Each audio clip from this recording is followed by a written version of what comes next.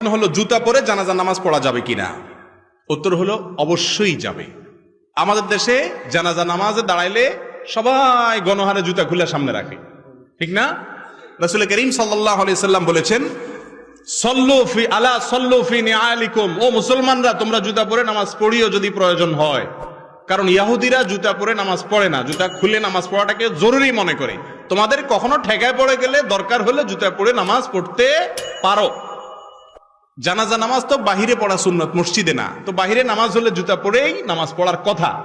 তবে হ্যাঁ, জুতার নিচে যদি নাপাক থাকে, আপনি একটু তলা দেখলেন, নাপাক আছে দেখলেন, তাহলে জুতা খুলে রেখে আপনি নামাজ পড়েন, বা খুলে তার উপরে নামাজ পড়েন, নামাজ হয়ে যাবে। কিন্তু যদি দেখেন যে না, নাপাকের কোনো আলামত নাই, মাটি কাদা তো থাকবে, এটা তো আর নাপাক না। মাটি কি নাপাক?